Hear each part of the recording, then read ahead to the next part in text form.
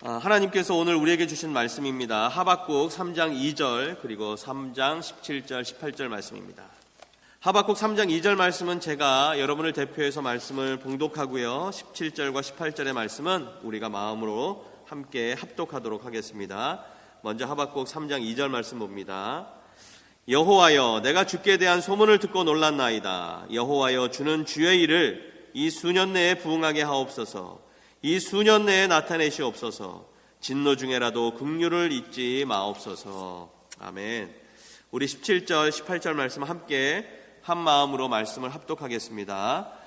비록 무화과 나무가 무성하지 못하며 포도나무에 열매가 없으며 감람나무에 소출이 없으며 밭에 먹을 것이 없으며 우리의 양이 없으며 외양간에 소가 없을지라도 나는 여호와로 말미암아 즐거워하며 나의 구원의 하나님으로 말미암아 기뻐하리로다. 아멘. 여러분, 봄이 되었습니다. 죄송합니다. 제가 감기가 심하게 걸려서요. 가끔 말을 하려고 하다가 무슨 말을 해야 될지 생각이 안 날 때가 있습니다. 이해해 주시고요. 우리의 영혼에 은혜의 빛이 또 따뜻한 햇살이 늘 비추는 그러한 귀한 이 봄날이 되기를 다시 한번 소망해 봅니다. 우리 옆에 있는 분들과 이렇게 한번 인사해 보도록 하겠습니다. 여러분들 오늘따라 이렇게 기운이 없어 보이셔서요. 좀 웃으면서 얘기했으면 좋겠습니다. 옆에 있는 분들을 보면서 이렇게 인사하겠습니다. 보고 싶었습니다. 당신을 위해 기도하겠습니다. 한번 인사해 보시겠어요? 전혀 보고 싶지 않은 표정들로 인사들을 어쩔 수 없이 하시는 것 같지만, 여러분, 이게 남자분들은 조금 손발이 오그라드는 그러한 인사가 될 수도 있어요. 보고 싶었습니다. 당신을 위해 기도하겠습니다. 그러나 이러한 인사가 우리의 선포고 또 우리의 약속입니다. 여러분은 어떠실지 모르지만 저는 정말 여러분 보고 싶었습니다. 그 4월 중에 제가 방문한 곳이 두 곳이 있습니다. 먼저는 여러분과 함께 지난 종료주일에 방문했었던 비전 펠로우십 센터라고 하는 곳이었고요. 두 번째는 그 같은 주에 11일, 12일 이틀 동안 미국 인디애나주에 있는 고시엔이라고 하는 도시를 다녀왔습니다. 그리고 그곳에 알렌이라는 교수님을 만나서 그분이 이제 지난번에 한번 말씀드린 것 같은데요. 평생 초대교회만 연구해 오신 분인데요. 이분의 그 강의들을 모아서 책으로 발행하기 위해서 토론토의 몇 분의 목사님과 함께 다녀오게 된 것입니다. 먼저 이 비전 펠로우십 센터에 만난 그 분들, 가신 분들은 기억하시겠지만 120여 년 전에 조선이라고 하는 나라에 복음을 들고 온 캐나다에서 온 선교사님들, 그 캐나다에서 어떤 선교사님들이 오셨는지를 기념한 그 센터입니다. 꽤 많은 분들이 오셨더라고요. 180여 명입니다. 정확하게는 182명인데요. 선교사님들이 오셔서 그 조선이라고 하는 이 나라에 정말 2달 이렇게 배 타고 오셔서 복음을 들고 또 복음을 가지고 선교하시다가 그곳에서 돌아가신 분들도 있고 또 그의 후손들이 또 와서 선교하신 분들도 있고 또 이곳으로 다시 오셔서 생을 마감하신 분들도 있다고 하는 것을 보게 되었습니다. 특별히 캐나다에서 오신 선교사님들은 지금의 북한이죠. 북간도, 회령, 원산, 평양 이런 등지에서 열심히 복음 사역을 하신 분들입니다. 그 조선이라고 하는 나라가 너무나 열악했기 때문에 아까 말씀드린 것처럼 이 선교 사역 중에 남편을 잃은 분들, 또 자신의 자식을 잃은 분들, 또 스스로의 목숨도 잃은 분들, 이러한 순교자의 피가 조선이라고 하는 나라, 한국이라는 땅에 뿌려져서 지금의 한국에 부흥을 이루지 않았나라고 하는 것을 다시 한번 되새기는 그러한 시간이 되었습니다. 또한 그 후에 방문했던 그 알렌 교수님, 인디애나주의 고시엔이라고 하는 알렌 교수님 댁의 방문 역시 저에게 참 은혜와 도전을 주는 시간이었습니다. 그 사진에 보고 계시는 분이 알렌 교수님이신데요. 이번에 강의를 통해서 성경에 등장하는 초대교회, 이 땅의 처음 교회의 모습이 어떠했는지 다시 한번 알 수 있는 시간이었습니다. 한 가지 안타까운 건 우리 알렌 교수님이 지금 백혈병으로 고생하고 계십니다. 사실 생이 얼마 남지 않으셨어요.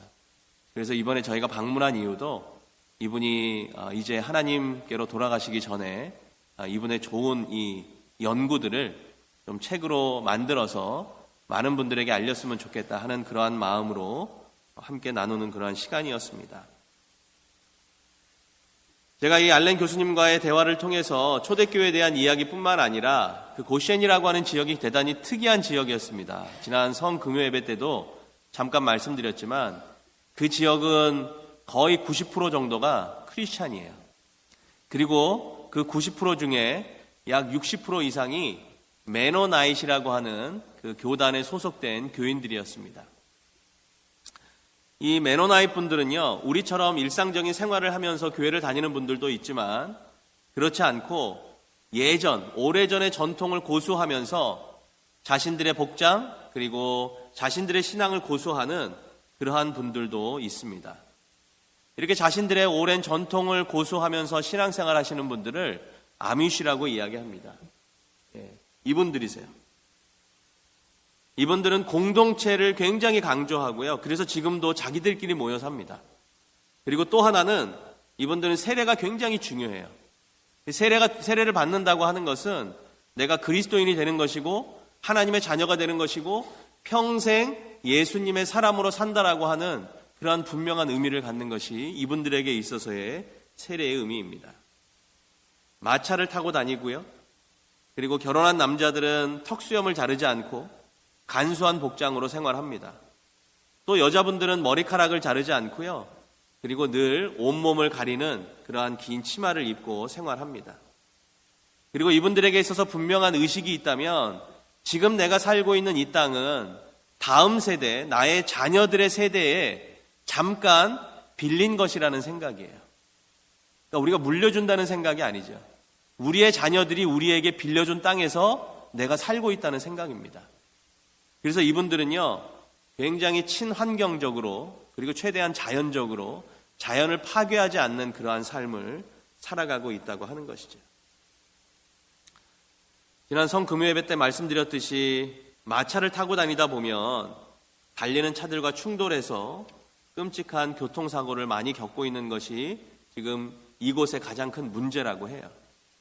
그럼에도 불구하고 자신들의 가족을 다치게 한 사람들, 때로는 자신들의 가족을 죽게 한 사람들을 늘 용서하는 화해의 메시지를 전하는 이 사람들이 바로 아미쉬 사람들이라고 하는 것입니다. 이분들의 용서에 대한 이야기 중에 세상에 가장 많이 크게 알려진 사건이 하나 있습니다. 2006년도에 있었던 일인데요. 미국 펜실베니아의 아미쉬 마을에서 일어났던 총기 사건의 이야기입니다. 이 아미쉬 마을의 학교에서 어떤 괴한이 들어와서 총기를 난사한 거예요. 그리고 여자 아이들만 다니는 학교였는데 10명에게 총을 쏘아서 그 중에 5명의 아이가 생명을 잃게 되었습니다. 그리고 범인은 그 자리에서 자살을 했어요. 근데 놀라운 것은 이 사고를 낸 범인이 항상 이 아미쉬 마을에 아침마다 와서 우유를 가져다가 우유를 판매했던 우유 배달원이었다고 하는 것입니다. 그러니까 이분들과 굉장히 가까운 사람이었었어요. 그리고 결혼했던 청년이었고요. 그리고 아이가 3명이 있던 그러한 사람이었습니다. 이 아미쉬 마을은 한마디로 충격에 빠졌죠. 그런데 이 아미쉬의 사람들이 모여서 함께 이러한 메시지를 발표하게 됩니다.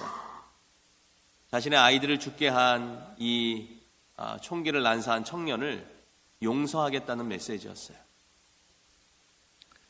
그리고 남은 가족들, 이 미망인이죠. 사고를 낸 청년의 미망인과 남은 가족들을 위해서 성금까지 모았고요. 그리고 이 총기를 난사한 청년이 죽은 장례식에 약 50% 이상이 아미쉬 사람들이 참석을 했습니다. 그리고 자기 아이의 장례식에 이 미망인을 초대했어요. 물론 미망인이 너무 미안해서 오지 못했다고 그러더라고요. 그런데 이 미망인을 초대하고 그리고 내가 당신과 당신의 가족을 용서한다는 그러한 화해의 메시지를 가족들에게 전달하게 되었다고 하는 것이죠. 이 이야기가 미국 전역에 큰 감동과 울림으로 전달되게 되었습니다. 그래서 어떤 한 신학자가 연구를 했어요. 어떻게 이 사람들은 예외 없이 늘 용서의 메시지를 줄 수 있을까? 깊은 상처와 아픔 속에서도 용서와 화해의 메시지를 줄 수 있을까라고 하는 것을 연구해 보았습니다. 그 학자가 이런 결론을 맺었습니다. 이 아미시 분들이요, 매일 아침마다 하는 기도가 있습니다. 우리가 하는 것과 똑같은 거예요. 주의 기도문이에요. 주기도문입니다. 그 주기도문을 매일같이 하나님께 드리면서 그 주기도문대로 살려고 하는 그러한 사람들의 모습이 바로 이 사람들의 모습이다라고 하는 것이죠. 그리고 그 기도문 중에 일부가 이런 내용이 있습니다. 우리가 매번 하는 기도입니다. 우리가 우리에게 죄 지은 자를 사하여 준 것 같이 우리 죄를 사하여 주옵시고. 우리도 똑같이 기도하죠. 우리가 우리에게 죄 지은 자를 사하여 준 것 같이 우리의 죄를 사하여 주옵시고.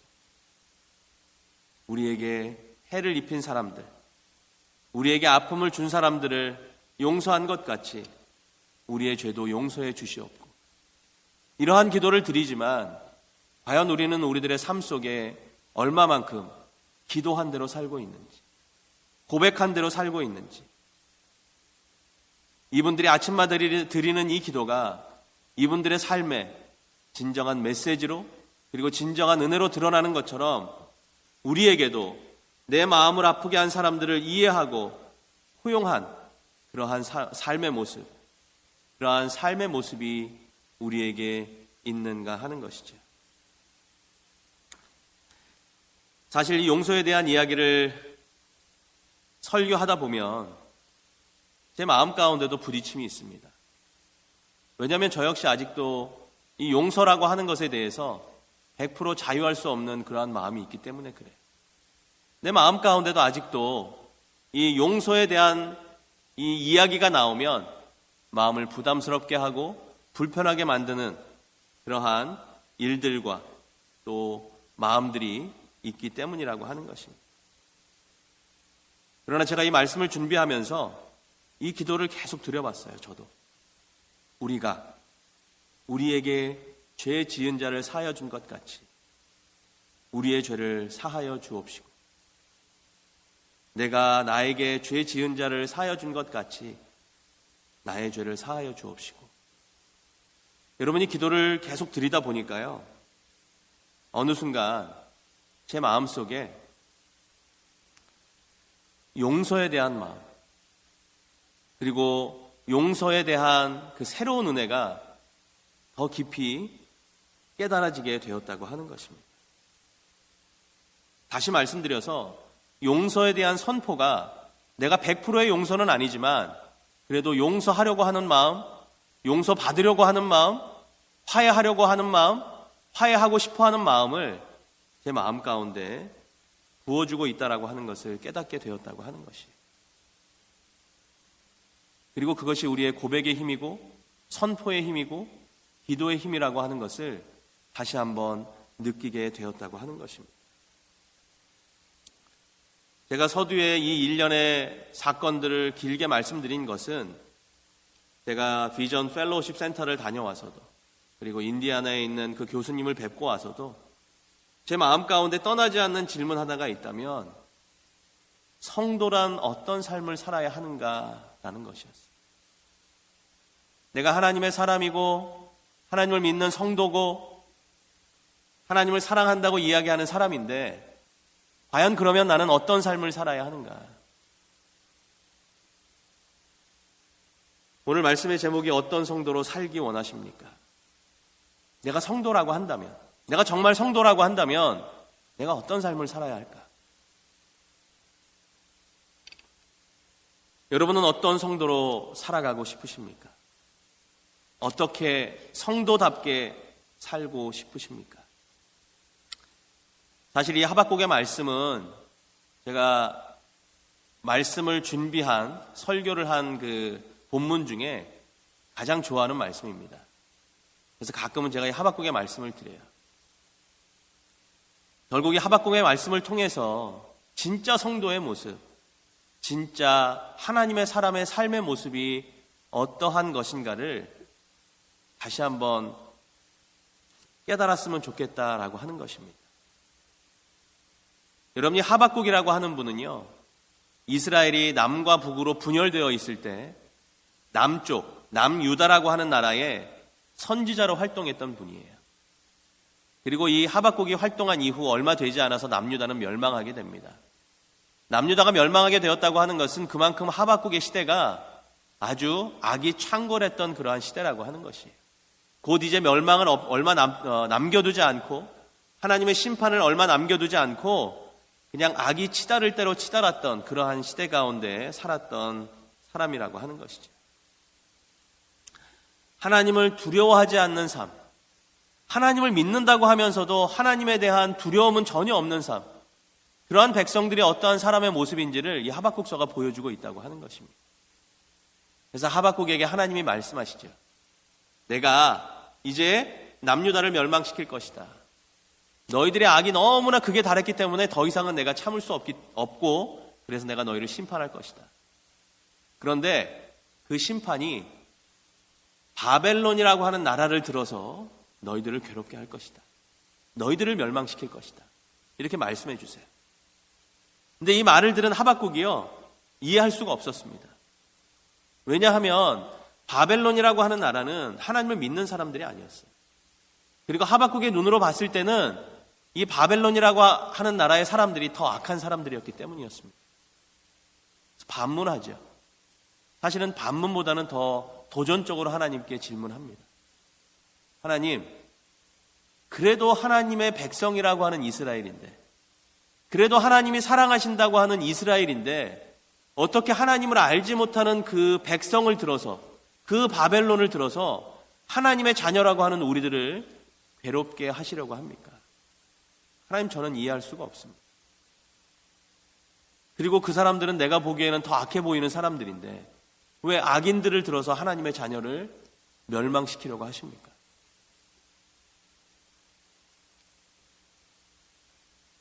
그 하나님의 의도를 이해할 수 없었어요.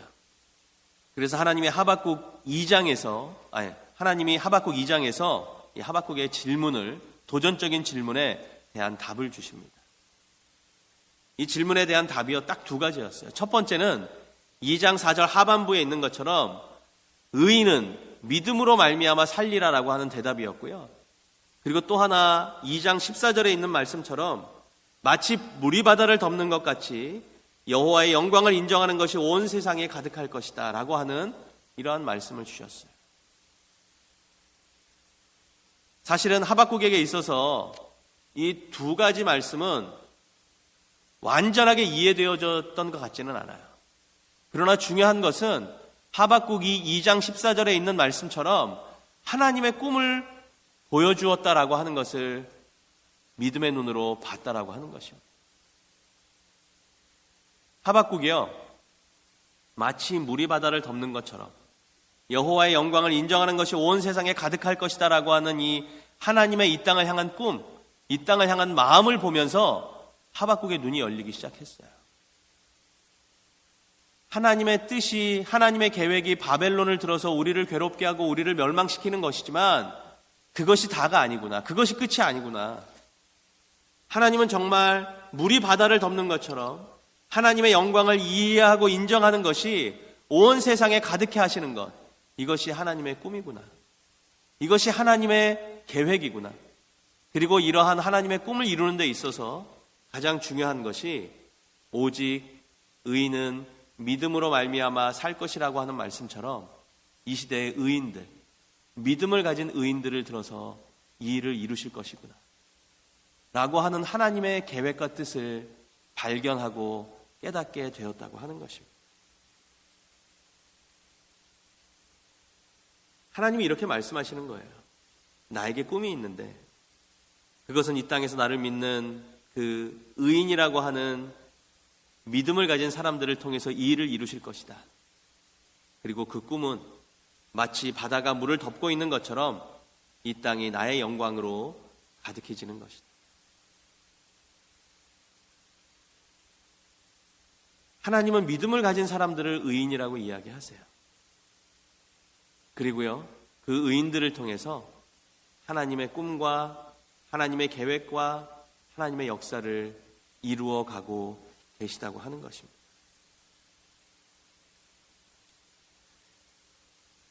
제가 좀 더 극적으로 설명했으면 좋았을 텐데, 여러분이 하박국이라는 생각을 한번 해보세요. 여러분이 하박국이에요. 여러분 앞에 하나님이 하나님의 꿈을 보여주셨어요. 그렇다면 여러분의 마음은 어떠실 것 같아요? 이 하박국은요, 도전적인 질문으로 하나님께 나아갔지만 하나님의 꿈을 본 순간 가슴이 뛰기 시작하는 거예요. 마음이 뛰기 시작했습니다. 그리고 삶에 어떻게 보면 분명하고 아주 선명한 자신의 삶의 그러한 길이 보여졌다라고 하는 것입니다. 그것은 다름이 아니라 하나님의 꿈을 위한 삶, 하나님의 영광이 온 세상에 가득해지도록 내 인생과 내 삶을 드려야겠다는 그러한 마음이었다는 사실입니다. 그래서 하박국이 기도하기 시작하는 거예요. 처음에는 하나님께 도전적으로 나아갔지만 하나님의 꿈을 본 하박국은 하나님 앞에 기도하기 시작합니다. 그 기도가 오늘 본문 3장 2절의 내용이에요. 우리 같이 한번 말씀을 읽어보도록 하겠습니다. 하박국 3장 2절입니다. 함께 말씀을 읽습니다. 함께 읽습니다. 시작. 여호와여, 내가 주께 대한 소문을 듣고 놀랐나이다. 여호와여, 주는 주의 일을 이 수년 내에 부응하게 하옵소서. 이 수년 내에 나타내시옵소서. 진노 중에라도 긍휼을 잊지 마옵소서. 하나님, 내가 하나님의 말씀을 듣고 놀랐습니다. 하나님의 계획을 듣고 놀랐습니다. 하나님, 하나님의 이 계획을 수년 내에 이루시옵소서. 물이 바다를 덮는 것처럼 하나님의 영광이 이 땅 가운데 온 천하에 임하게 되는 것이 수년 내에 이루어 주시옵소서. 이것이 하나님의 꿈이고 나의 꿈입니다. 그런데 하나님, 아직도 이 땅에는 하나님을 알지 못하는 너무나 많은 생명들이 있습니다. 하나님, 그러한 진노 중에라도 긍휼을 잃지 마셔서 더 많은 생명들이 하나님께 나올 수 있도록, 하나님을 알 수 있도록 긍휼을 베풀어 주시옵소서. 이것이 하박국의 기도라고 하는 것이. 하나님 앞에 질문도 있었고 도전도 있었고 불평도 있었고 이해할 수 없음도 있었지만 하나님의 꿈을 보고 하나님의 꿈을 이해한 하박국은 그 모든 마음들이 이제 하나님의 꿈에 함께하는 마음으로 변화되었다고 하는 것입니다. 그리고 그것이 기도에서만 멈춘 것이 아니죠. 이제 삶의 고백으로 그리고 삶의 모습으로 이어지게 되었다고 하는 것입니다. 그것이 오늘 우리가 읽은 3장 17절과 18절의 말씀입니다. 하나님, 저는 이제 무화과 나무잎이 말라도 포도나무에 열매가 맺히지 않아도 감람나무에 열매가 그쳐도 논밭에 식물이 없어도 내가 가지고 있는 우리 안에 양떼가 없고 외양간에 송아지가 없어도 무엇으로 만족하겠다고요? 하나님 한 분만으로 즐거워하고 하나님 한 분만으로 만족할 것입니다. 하나님, 이것이 이제 내 삶입니다. 하나님, 이제 저는 이런 삶을 살겠습니다. 왜냐하면 나는 하나님의 꿈을 보았기 때문입니다.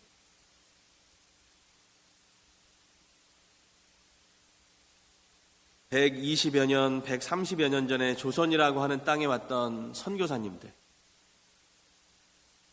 그 중엔 의사도 있었고요, 그리고 그 중엔 그냥 말씀을 열심히 전하는 그러한 복음 전도자도 있었습니다.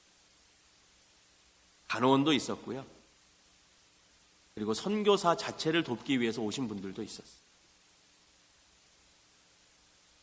그러나 그분들이 왜 조선이라고 하는 땅에 왔을까요? 저는 그분들도 이 하박국처럼 하나님의 꿈을 본 사람들이었기 때문이라고 합니다.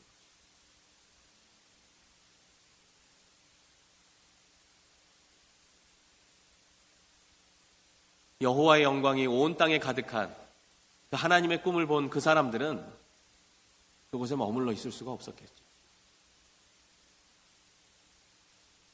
그리고 그렇게 기도했을 겁니다. 하나님, 하나님의 꿈을 수년 내에 이루어 주시옵소서. 이 땅에 하나님의 부흥이 임하게 하시옵소서. 그러나 하나님, 하나님의 그 긍휼하심을 잊지 마시옵소서.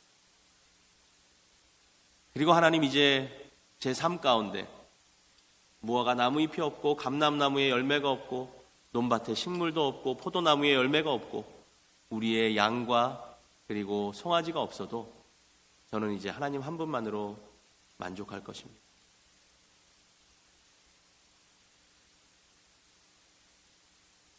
성도란 어떤 삶을 살아야 하는가?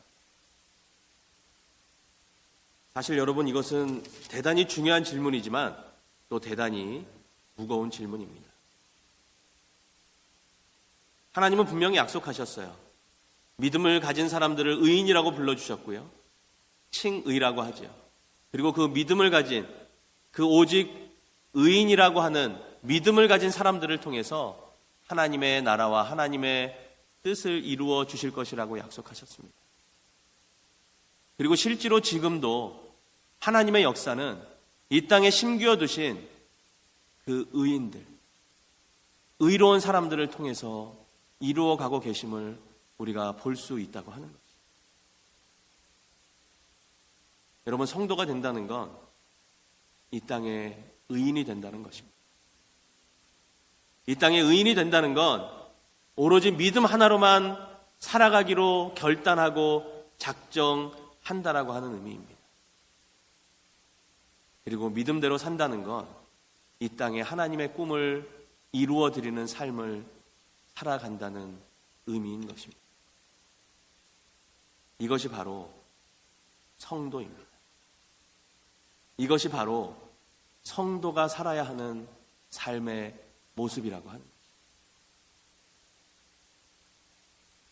메시지를 많이 아는 것이 성도됨이 아니라 그 메시지를 삶으로 보여주는 것, 그 메시지를 삶으로 살아내는 것, 그것이 바로 성도라고 하는 것입니다.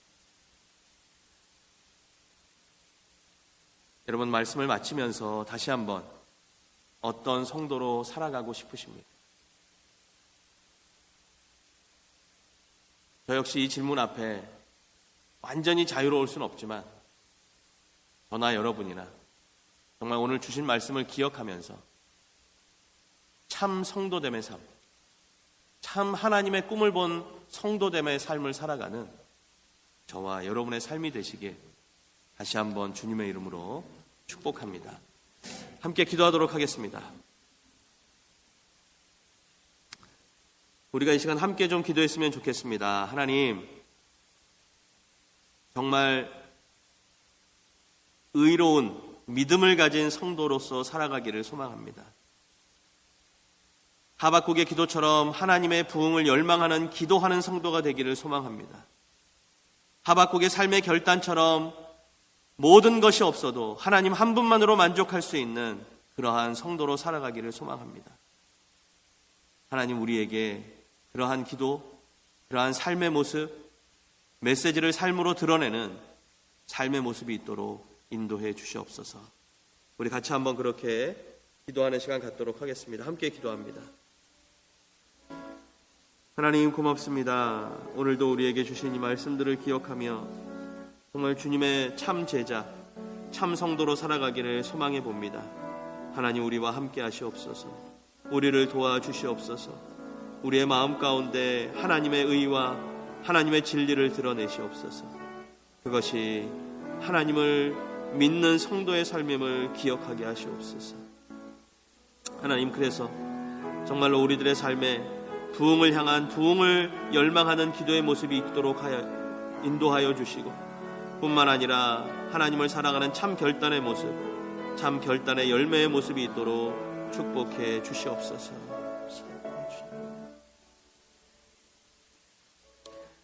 하나님, 고맙습니다. 오늘도 주신 말씀 기억하며 하나님, 어떤 성도로 살기 원하십니까? 라고 하는 이 질문 앞에 정말 주님이 주시는 그 믿음의 성도, 주님의 꿈을 함께 이루어가는 성도, 주님의 꿈을 가슴 가운데 품고 살아가는 성도, 그래서 정말 메시지를 삶으로 살아내는 성도가 되기를 소망하오니 이곳에 모인 우리 예담교회와 시냇가에 심은 초대교회 모든 성도들의 삶이 하나님의 기쁨이 되는 삶 살 수 있도록 하나님 역사해 주시옵소서.